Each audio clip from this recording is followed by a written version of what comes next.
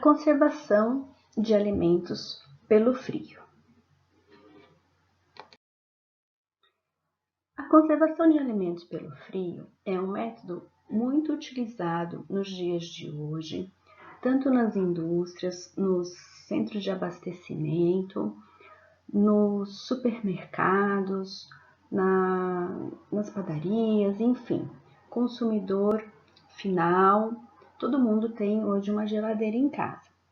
Então, a conservação ela está bem difundida e foi um dos métodos de conservação que já eram usados muito antigamente, onde o homem ele encontrava cavernas, ele tinha blocos de gelo à sua disposição, era bastante usado água gelada de rios, de mares e de lagos.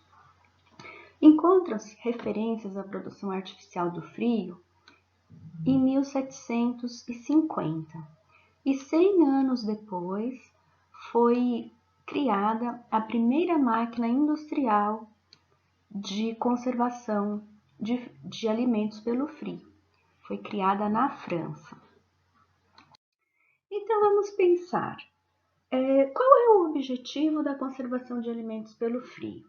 Nós tínhamos alguns problemas que deveríamos retardar, que precisávamos diminuir a velocidade, que eram o crescimento dos micro-organismos, que deterioram os nossos alimentos, as reações químicas não enzimáticas, como por exemplo as reações oxidativas, como por exemplo a interação da luz, e a gente tem as reações enzimáticas, como o escurecimento enzimático, como a maturação, como o amolecimento de frutas, por exemplo. Então, o objetivo do frio é justamente agir fazendo com que esses fatores que deterioram o alimento sejam diminuídos, sejam retardados, tá certo? Mas a gente precisa saber que alguns micro-organismos, chamados psicrófilos, eles conseguem se reproduzir em baixas temperaturas. Na maior parte dos micro-organismos, eles não vão conseguir se reproduzir, eles vão ficar lá no alimento como se estivessem hibernando. O frio também não vai necessariamente matá-los, mas vai mantê-los. Quando a gente tira o alimento daquela condição de frio, os micro-organismos voltam a agir, voltam a se multiplicar, voltam a deteriorar o alimento na velocidade normal. Mas esse grupo de micro-organismos, os psicrófilos, mesmo em temperaturas de refrigeração, eles são capazes de se reproduzir e de continuar a sua ação no alimento. Então, alguns exemplos, a pseudomonas, micrococos, cladosporium, penicillium e várias leveduras que conseguem se reproduzir mesmo em temperaturas abaixo de zero.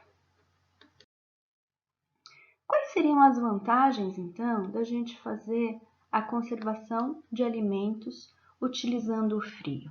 Na verdade, nós temos dois tipos de conservação quando a gente fala de uso de frio. A gente tem a refrigeração, propriamente dita, que acontece em temperaturas acima de 0 graus Celsius. Eu costumo dizer que a água na refrigeração se mantém líquida. E a gente tem o congelamento, que é feito em temperaturas abaixo de 0 graus Celsius, onde a água, nesse caso, solidificou. Então, nós temos dois processos onde a gente pode usar o frio: a refrigeração e o congelamento, tá certo? Qual é a vantagem de a gente usar esses métodos? A gente vai manter a qualidade organoléptica, ou seja, a qualidade sensorial do nosso produto. Com a refrigeração, principalmente, a gente mantém o produto praticamente com as condições imediatas que a gente conseguiu colher, né? Então, o alimento está in natura ainda, e a gente vai manter também o valor nutricional daquele alimento. Então, nós vamos manter muito próximo de como o alimento foi colhido, a sua qualidade sensorial e o valor nutricional. E a grande desvantagem, ele é um processo muito caro. Por quê? Porque eu preciso ter equipamentos capazes de abaixar a temperatura, mas não só abaixá-la, mantê-la constante durante toda a conservação do alimento. E isso a gente chama cadeia de frio ou cadeia fria. Então, quando eu vou transportar esse alimento, toda vez que eu for transportá-lo, eu preciso ter transporte adaptado para conseguir manter aquela condição de temperatura. Eu não devo ficar oscilando a temperatura do meu produto, porque senão eu começo a provocar alterações nele. E a cadeia de frio, ela é bastante importante no supermercado também, aonde o alimento vai ser distribuído. Né? Não adianta de noite desligar a energia para economizar e achar que o produto vai manter a mesma qualidade. É bastante utilizado porque o custo-benefício vale a pena. Consegue-se manter a qualidade do produto muito boa num custo que realmente compense, vale a pena pagar.